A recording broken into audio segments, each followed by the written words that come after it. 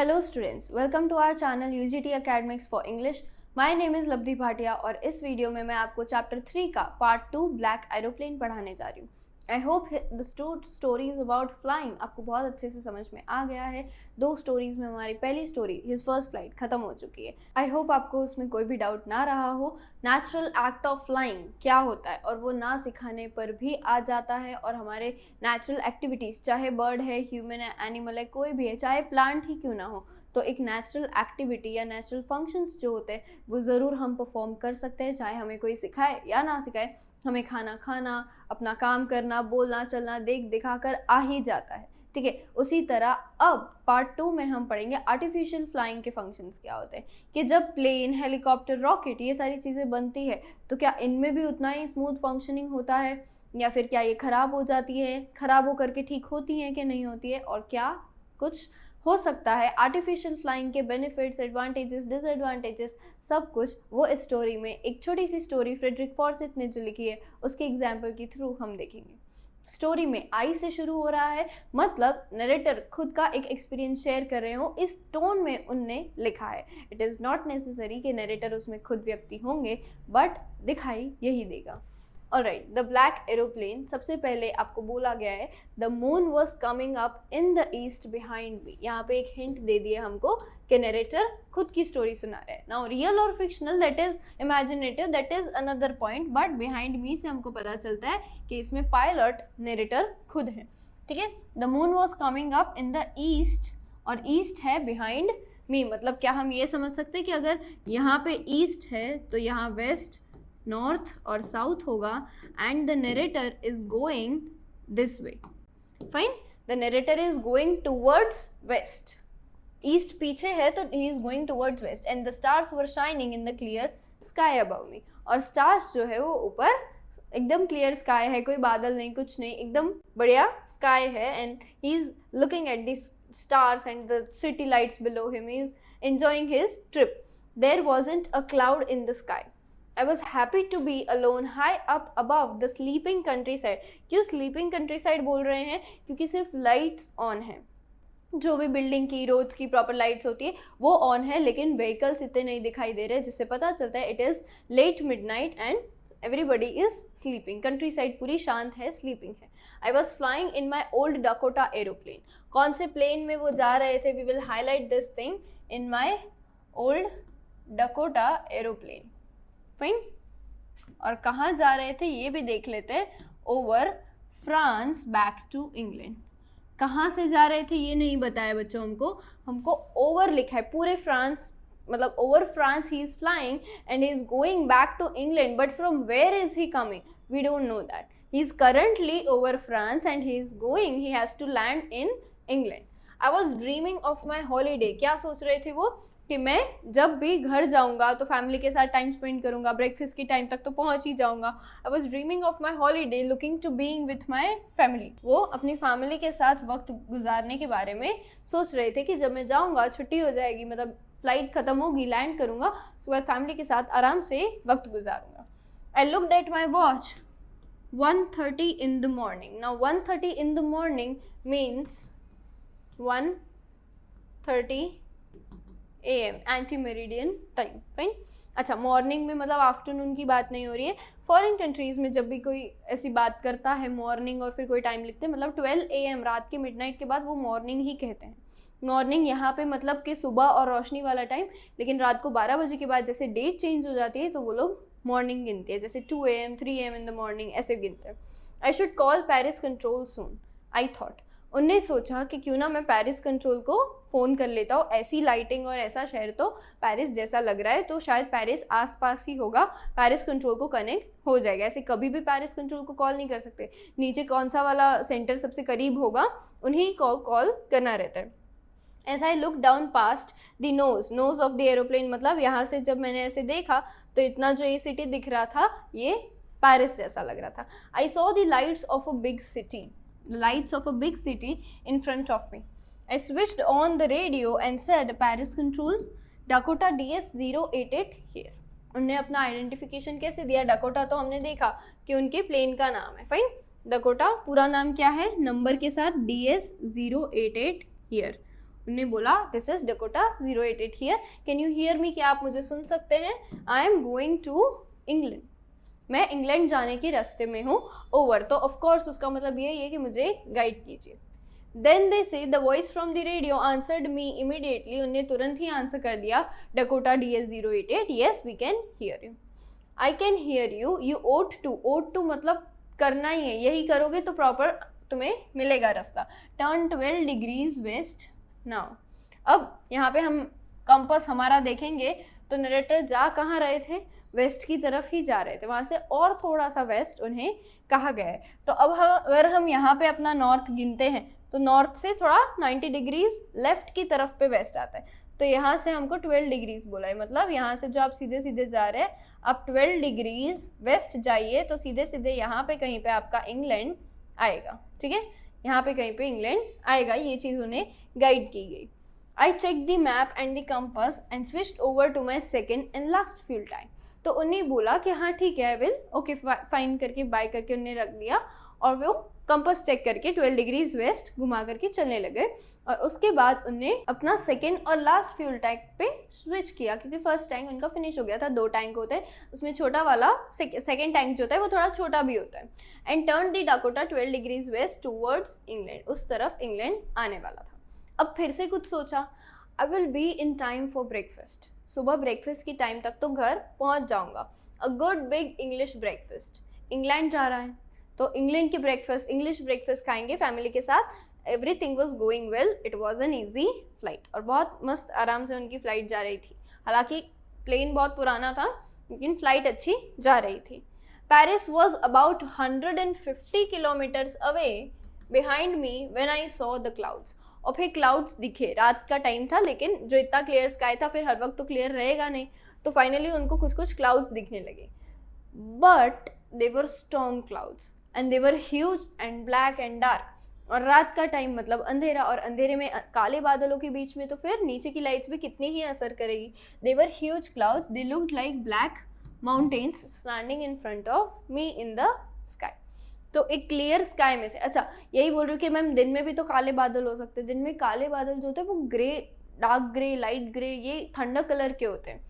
रात में वही डार्क ग्रे ब्लैक ही दिखना है, रात में वो डार्क ग्रे नहीं दिखना है ना। Front of me across the sky, I knew I could not fly up and over them. एक लिमिट होती है प्लेन की, हाइट की एक लिमिट होती है, हर एक मॉडल की कुछ लिमिटेशंस होती हैं। तो उन्हें बोला इस क्लाउड लेवल से मैं ऊपर तो नहीं जा सकता हूँ। And I did not have enough fuel to fly around them, मतलब यहाँ से जो मैं जा रहा हूँ यहाँ मैं ऐसे सिंपली जाने के बदले ऐसे लंबा टर्न लेके इस तरीके से जाऊँ, ये चीज़ पॉसिबल नहीं है। ठीक है, ऐसे जाना पॉसिबल नहीं हो सकता है क्योंकि सेकेंड फ्यूल टैंक है और वो लास्ट फ्यूल टैंक है और वो छोटा भी होता है। Fine, I did not have enough fuel to fly around them from the north और south. I ought to go back to Paris, सोचा कि पीछे पेरिस अभी करीब ही था, 150 किलोमीटर्स तो प्लेन के लिए बड़ी बात नहीं होती है, तो I can go back over there and land for a while, फिर जब स्टॉर्म हटेगा तो देखेंगे। But I wanted to get home, लेकिन नरेटर पता नहीं किस लालच में थे छुट्टी की। आई वॉन्टेड दैट ब्रेकफास्ट, उनको नाश्ता करना था और उनको जल्द से जल्द घर जाना था। तो फिर उनने सोचा I will take the risk and flew that old Dakota straight into the storm. और वो पुराना एरोप्लेन ले करके चले। अब बर्ड तो है नहीं कि हर टाइप का एटमॉस्फेयर हैंडल कर लेंगे, एरोप्लेन है, पुराना भी है, तो whatever the circumstances will be, we will see। आगे बढ़ने से पहले ये जान लेते हैं कि यूजीटी ने वॉरियर बैच लाई है जिसमें मैथ, साइंस, इंग्लिश और एसएसटी के सब चैप्टर्स के डिटेल्ड एक्सप्लेनेशंस रिकॉर्डेड लेक्चर्स के रूप में और हैंड रिटन नोट्स मिल जाएंगे। इसके अलावा आपके रेगुलर टेस्ट लिए जाएंगे जिससे आपका अंडरस्टैंडिंग लेवल और परफॉर्मेंस लेवल की जानकारी हो।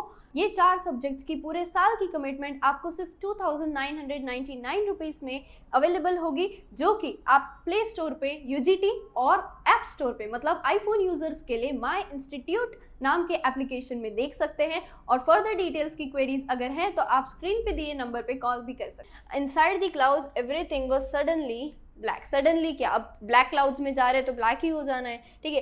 तो the narrator said that inside the cloud सब कुछ एकदम से काला हो गया और कुछ भी दिखाई देने लगा नहीं। It was impossible to see anything outside the aeroplane. Aeroplane के बाहर कुछ भी देखना मुश्किल हो रहा था. The old aeroplane jumped and twisted in the air. वो जो एरोप्लेन था उनका डकोटा DA-088 वो अब काबू से बाहर जा रहा था और वो बिल्कुल कंट्रोल के बाहर. हमारा एक्टिवा जैसे कभी कभी कंट्रोल के बाहर हो जाता है, बाइक, कार, ठीक है, उस तरीके से एरोप्लेन हवा में जंप कर रहा था और वहाँ पे उनके कंट्रोल के बाहर हो गया था. Then he says I looked at the compass, I could not believe. Compass देखा, हैरान हो गए. The compass was turning round and round. Compass खराब हो चुका था. It was dead, it would not work. The other instruments were suddenly dead too. और compass तो बिगड़ा, बाकी के सब इंस्ट्रूमेंट्स भी एकदम से बिगड़ गए. सबका सब उनका पूरा सिस्टम खराब हो चुका था. उन्होंने सोचा रेडियो ही ट्राई कर लेते हैं. अभी पेरिस पीछे गए. Paris control, can you hear me, he asked again, but there was no answer. कोई आंसर ही नहीं आया. The radio was dead too. अब किससे हेल्प भी नहीं मांग सकते क्योंकि बटन्स भी सारे वहाँ के खराब हो गए, इमरजेंसी बटन्स और whatever it might be. I had no radio, no compass and I could not see where I was. तो उनने सोचा कि अब मेरे पास ना कंपास है, ना रेडियो है, ना मुझे पता चल रहा है नीचे की तरफ लाइट्स देख करके कि मैं एक्चुअली कहाँ पे हूँ. आई was lost in the storm. और एरोप्लेन लैंड की तरफ भी कैसे ही ले जाए कि कहीं भी जहाँ स्पेस दिखेगी लैंड कर लेंगे, या थोड़ा डाउन लेवल पे. एरोप्लेन कंट्रोल में ही नहीं रहा है अब तो उनका, है ना. I was lost in the storm. Okay, then in the black clouds quite near me I saw another aeroplane. उनने एकदम से एक और एरोप्लेन देखा. क्या वो भी खो गया था? It had no lights on its wings. वो एरोप्लेन की तो लाइट्स भी नहीं थी, लेकिन फिर भी but I could see it flying next to me through the storm. लेकिन मुझको वो एकदम क्लियर दिखाई दे रहा था. I could see the pilot's face. और उनको वहाँ पे अंधेरे में पायलट का फेस मतलब ऐसे एकदम क्लियर नहीं, बट फेस भी दिखाई दे रहा था कि अच्छा यहाँ पे कोई पायलट है, कोई और प्लेन आ गया है. Turn towards me. और पायलट मेरी तरफ देख रहा है. I was very glad means what? Happy. I was very happy to see another plane, another person. He lifted one hand and waved. Come with me. Fine. Follow me. He was saying, follow me. उसने ऐसे इशारा किया कि चलो मेरे पीछे पीछे. He knows that I lost. मैंने सोचा कि उसे पता है कि मैं खोया हूँ, शायद बटन्स मेरे साथ यहाँ काम नहीं करे, लेकिन वहाँ पे कुछ सिग्नल मिल गया होगा, but it was very quick. इतनी जल्दी कैसे आ गया? He is trying to help me. मैंने सोचा कि ये मेरी हेल्प करना चाह रहा है, तो चलते हैं इसके पीछे पीछे. He turned his aeroplane slowly to the north. उसने हल्का सा नॉर्थ की तरफ लिया वापस, in front of my Dakota, so that it would be easier for me to follow him. इस तरीके से उसने अपना प्लेन मेरे आगे लिया कि मैं उसके पीछे पीछे जाता जाऊँ. I was very happy to go behind the strange aeroplane. एक स्ट्रेंज ब्लैक कलर का बिना लाइट्स का अंधेरे में आया हुआ प्लेन था. Like an obedient child I was following him. और मैं बिल्कुल उसके पीछे पीछे जा रहा था. Half an hour, the strange black aeroplane was still there in front of me. अब आधा घंटा हो गया था, अभी भी वो प्लेन मेरे एकदम से आगे था. और अब मेरे डकोटा में इतना ही फ्यूल बच गया था या 5 या 10 मिनट वो चल सकता था. I was starting to feel frightened again. एक और बार मुझे डर लगा कि अब ये मैं लैंड कर पाऊंगा या नहीं कर पाऊंगा. And how is it possible कि 5 या 10 मिनट में हाइट से नीचे तक प्लेन आ जाए और लैंड भी कर जाए. But then he started to go down. जैसे ही मेरे माइंड में ये थॉट आए वो नीचे भी जाने लगे. Everything whatever was in his mind, in narrator's mind, the other pilot knew. But then he started to go down and I followed through the storm. एकदम से वो नीचे की तरफ जाने लग गया और मैं भी उसके पीछे पीछे जाने लगा. Suddenly I came out of the clouds and saw 2 long straight lines of the lights in front of me. I was happy. 2 lines दिख रही है मतलब क्या है? रनवे आ गया, एयरपोर्ट आ गया. It was a runway an airport. I was safe. मैंने फटाफट लैंड कर ली. I turn to look for my friend in the black aeroplane, but the sky was empty. अब जैसे ही लैंड करने लगे नीचे की तरफ तो उनने ऊपर देखा, लेकिन आजू बाजू अब कोई प्लेन नहीं दिख रहा है. क्या उसको और आगे कहीं दूर जाना है? तो वो इतनी फटाफट निकल गया. और what God knows. Fine. There was nothing there. The black aeroplane was gone. I could not see it anywhere. Black aeroplane चला जा चुका था ऑलरेडी इतनी तेज़ी से और मैं उसको कहीं भी नहीं देख पाया. But the narrator was happy because he was landed. Fine. ऐसे उनको 2 straight lines यहाँ पे रनवे की दिखाई दे गई and he landed. और उनको आसपास अब कहीं पे भी वो black aeroplane नहीं दिख रहा था. I landed and I was, one important line, I was not sorry to walk away from the old Dakota. मैं लैंड कर लिया, एरोप्लेन से उतरा और अब मुझे बिल्कुल भी ऐसे सॉरी या बुरा नहीं लग रहा इतने खटारा एरोप्लेन से दूर जाने में, आज के बाद कभी ना चलाऊं, वैसा उनको फीलिंग हो रहा था। नियर द कंट्रोल टावर, सीधा जाके सबसे पहले कंट्रोल टावर में ही गए। I went and asked a woman, वहाँ पे एक वुमन बैठी हुई थी कंट्रोल सेंटर में। मैंने पूछा सबसे पहले तो कि मैं कहाँ था, वो दूसरा पायलट कौन था, मुझे उसको थैंक यू बोलना है। Centre where I was and who the other pilot was. I wanted to say thank you. She looked at me very strangely and then laughed. और वो वुमन का क्या रिएक्शन था, उसने अजीब तरीके से देखा और हंस दी। Another aeroplane up there in the storm. There was no other aeroplanes flying tonight and yours was the only one I can see on the radar. बोले और कोई का शेड्यूल भी नहीं था और रडार में भी आपके एरोप्लेन के अलावा और कोई भी एरोप्लेन नहीं दिख रहा था। Now what? तो फिर कौन था वो एरोप्लेन जो अंधेरे में तूफ़ानी बादलों के बीच में आया, जिसे ये भी पता था कि नैरेटर फंस चुके हैं, जिसे ये भी पता था नैरेटर को जाना किस तरफ है, और जिसे ये भी पता था कि अब उनके पास 5 या 10 मिनट्स जितना ही फ्यूल बाकी है और वो हेल्पलेस है क्योंकि उनके सारे इंस्ट्रूमेंट्स डेड है और उनका एरोप्लेन भी आउट ऑफ कंट्रोल है।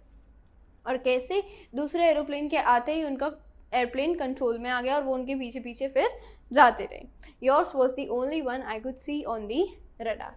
ऐसा कहा वो लेडी ने। तो फिर नरेटर का ये मन हुआ, so who helped me to arrive there safely without a compass और a radio and without any more fuel in my tanks? Who was the pilot on the strange black aeroplane flying in the storm without lights?